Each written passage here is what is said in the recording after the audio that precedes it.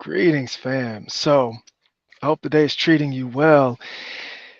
I'm Dr. Damon, your Chief Wellness Warrior, and I provide holistic training and support to help you elevate your inner peace and your profits. And I want to talk today about a space for me that is such a deep intersection in all of the work that I do. So if you're familiar with my work as a consultant, as a coach, as a physical therapy doctor, then you know that helping people conquer chronic pain is a special place for me. It is a passion project of mine, not only in the clinical space where I treat patients, but also in the community where I love to educate people on how they can really take their lives back from pain. And I've written the book on it. I do seminars. I talk about this all the time. And if you know another side of the work that I'm so passionate about is I actually co-founded a nonprofit called the Modern Manhood Foundation, and our mission is to empower men with skills and tools to grow and build better communities. So in spaces of intersection, like where manhood and the experience of men in a modern world and pain really merge, and I can have conversations and make an impact in the community, this is a space that I really want to be in. So I'm excited for you to join me right now in this moment. And I hope that it can speak to you either about your experience as maybe a man who is dealing with or has encountered some moments of pain and how it affects you, but also as allies and as community members, as family members, as others who may know someone where this story might sound familiar to you. So today's conversation really was sparked by a conversation I had with a colleague just yesterday. And I was talking about a workshop that I have coming up, and it is centered on how to conquer chronic pain. And when I talked about some of the ideas that I had and my philosophy on this, she stopped me and she's like, wait a minute. I need to get my husband in that space. So you need to keep me up to date when this is going to happen. She talked about how she sat in the doctor's office with her husband. They've been together, over 30 years, and both very intelligent and in tune and just wonderful people. And she talked about how she sat in the doctor's office with him.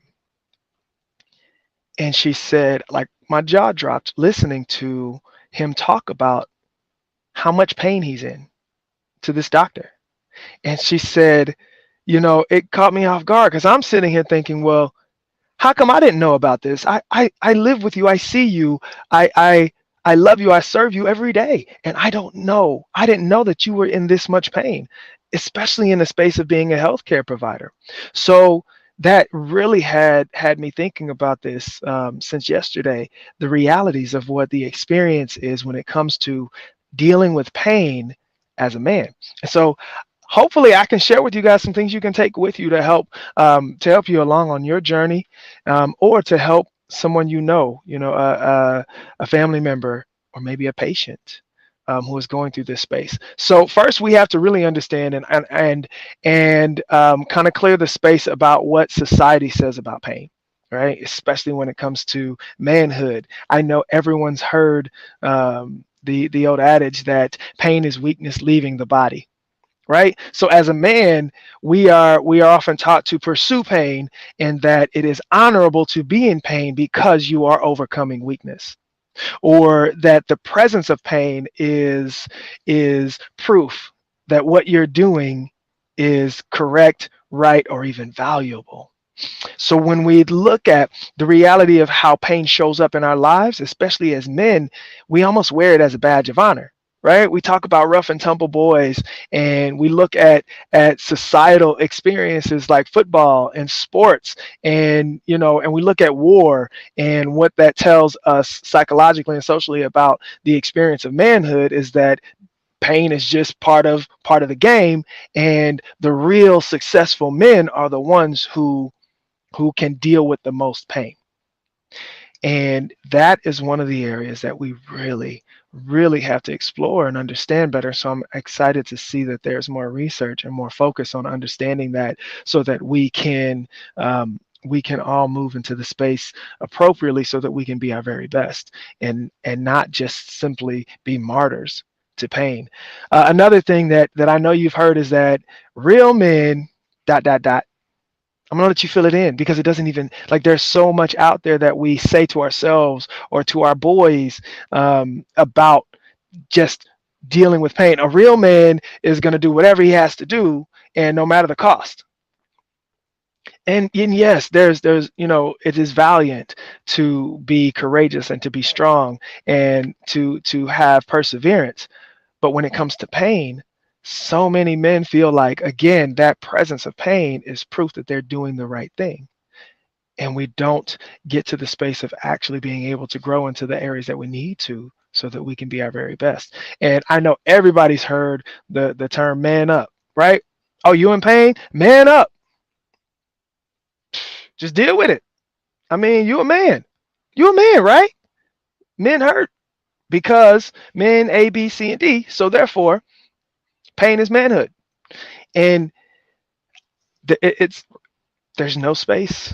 There's no space for growth. There's no space for overcoming pain. There's no space for actually finding relief and peace in that space. If you've heard me talk before, you know that where I come from and what we know about the complexities of pain and of the reality of the experience of manhood is that pain is an experience. It is an experience. It is not some simple, well, if your foot hurts, it's because your foot is damaged or there's an injury to your foot. No, we have to really understand the complexities of pain and find the ways to improve the lives of everyone in our community. So here's what I want you to understand about the complexities of that pain and of that experience. Because when we look at it, the research shows very clearly that the pain experience is different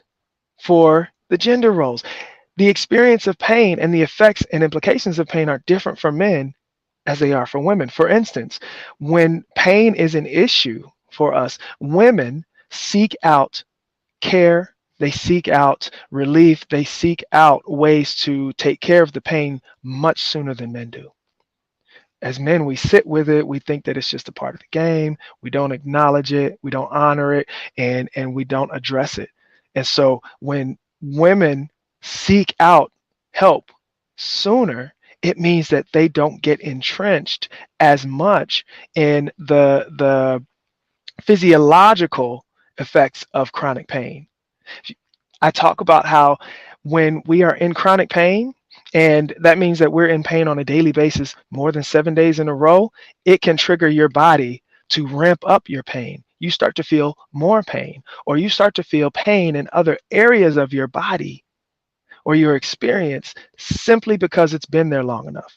When we talk about the neurological experience of pain, it may not even be that there's danger happening in your body. It may be that there's discomfort, right? Physically, emotionally, even spiritually. It may mean that there is actual damage to your body, but also there's dis-ease. There is emotional and spiritual issues that can trigger the experience of pain. So think about what that means in a space where traditionally men aren't very good at exploring our feelings or exploring we're going through emotionally. That can literally ramp up your pain.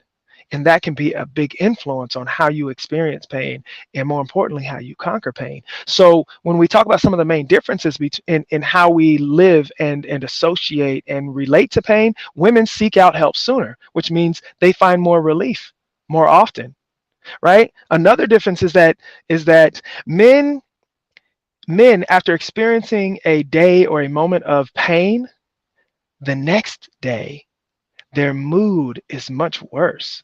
Their lived experience suffers.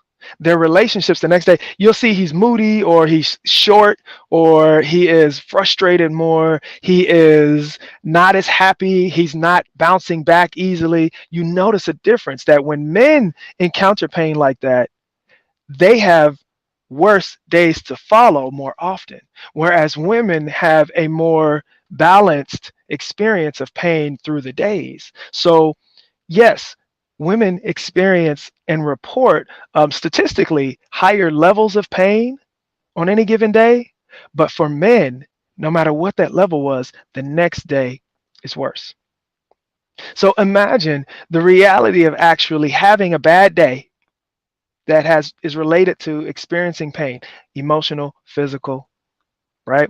It's not just in your body, but having a bad day and being able to wake up the next day and that day is still bad or even worse because of what's already happened in the past. That's the experience of men when it comes to pain.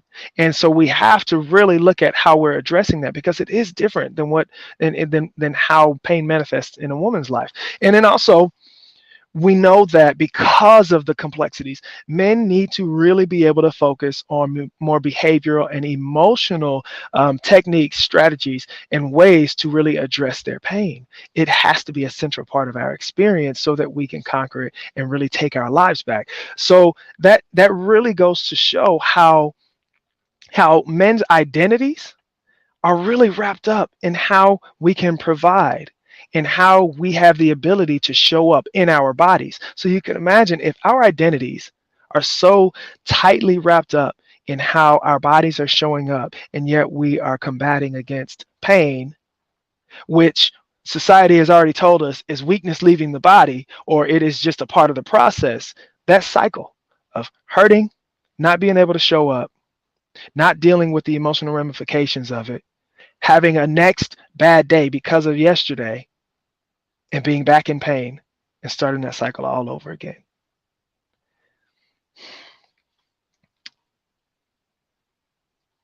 There's a lot to be said about the experiences that we have and that we share and don't share. Because when we look at it globally, and especially in the Black community, men are already dying 7 years sooner than our white counterparts.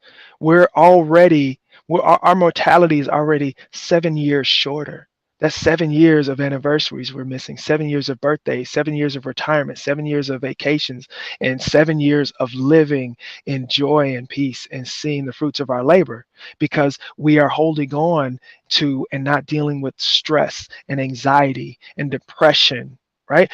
Which all are amplified more in men through a painful experience than they are with women. Women, when they're experiencing pain, are so focused on how it's changing their lives and their ability to show up in their lives at home or at work or for their families that that's their main focus is how do I how do I continue to show up? So I need to go find some solutions. So they're more solution driven and problem focused in the way they manage pain, whereas men are not. We simply eat it, hold it in, don't talk about it because if we do, then it's going to show vulnerability and weakness and then it tears us up and eats us from the inside. And it allows us to develop heart disease faster. It allows us to develop, chronic diseases of inflammation and of debility. It allows us to fall off the horse sooner. It places us at a higher risk for suicide and taking our own lives. This is what it looks like when we really understand the experience and some of the nuances of the intersections of how we as individuals and as society are experiencing life. So here's what I want to share with you guys, right? I want to share maybe some things that you can think about either to help you along your journey or maybe to help someone that you care about. All right. So I want you to keep these three things in mind. Pain must be acknowledged, it must be honored, and it must be addressed. When I talk about that, especially for men, we have to acknowledge when we are in pain. Now, this doesn't mean that all of a sudden you always have to share your feelings or you always have to complain about what you're going through. That's not what I'm saying. But what I'm saying is you have to acknowledge that what you feel is real. Pain is, yes, subjective, but it is absolutely real. Absolutely real. It affects us, not just our biology and our bodies, but it affects our psychology and how we see ourselves, what coping skills are out our hands, how we actually see the value in our personhood is affected by pain and the experience of such.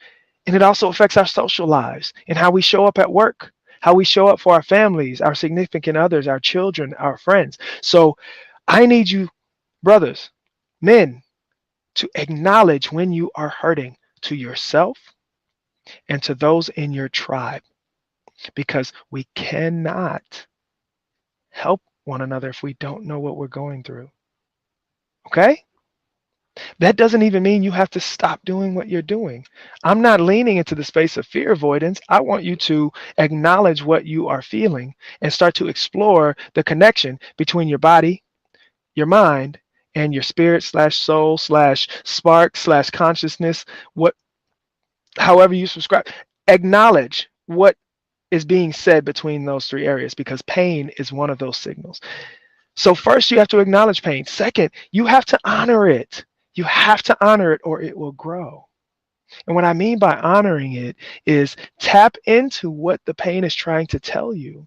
If if you're in Oklahoma like I am, you know that if a random tornado siren goes off, most of the time, unless it's a Saturday and it's noon and they're doing the test, because that happens, if a random tornado siren starts to go off, you don't just ignore it because I got to go to work or I'm on my way home. You turn on the radio, you try to find a news station that is going to tell you what is happening. You're going to honor that pain. You're going to try to understand what the situation is. You're going to honor that signal. So acknowledge it within yourself and within your tribe or safe places and people who can help you and support you. Then you have to honor it. Find out what this pain is trying to tell you. It's a signal, it's a sign, it's a siren. Figure out what it's trying to tell you. Honor it for being such. And then finally, you have to address it. I've worked with patients in the clinic who have shown up to me because they've had the surgery, they've had the injections, they've had all the medications, they've had the muscle relaxers, they've had the narcotics, they've had the psychotic medications, they've had all of the things to try to fix their pain in their body, and it's not working. And they make it to me and they're going, I don't even know what this is going to do for me because exercise is the last thing I need in my life. And what we have to really understand is when we're addressing pain, it is not a one line or one level treatment, especially if you're working with me or any physical therapist who understands the human experience and the human body, because pain is a biopsychosocial experience. So when we talk about addressing it, you've got to address the pain, yes, in how your body's moving and how you're fueling your body and in the foods that you're eating and how you are resting your body, right? In your exercises or your activity or your work, your occupation. You got to address that part. Your how your body's organized, your muscles, your bones, your nerves, all that stuff. Yes, we have to address that. But you also have to address the psychological implications and spaces of pain. You see, your pain is a signal. And when you address it psychologically, you have to explore what tools and methods of coping you're using. What are your coping skills when pain ramps up or when pain shows up for you? Because those are going to be important to have in your toolbox. What are the psychological experiences of pain telling you? What does your brain tell you about pain? How do you relate to pain? Is pain a sign of ultimate danger for you? Or is pain a sign of discomfort? Is pain something that you have subconsciously linked to certain people, certain places, certain activities? Because those things matter. And when we look at it, pain is also a social experience. So you have to address the social ramifications of your pain. And we have to look at ways of making modifications or exploring how your social life is impacting your pain. Because the way your pain affects you is not neutral. It sends waves into your relationships with your coworkers, your boss, your family members, and the community at large. So we have to address it. So I want you to think about those three things: acknowledging pain, honoring pain, and addressing pain.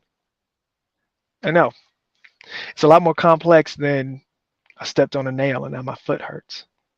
but this is how we make the difference. And this is how we help people claim their lives back and really conquer pain.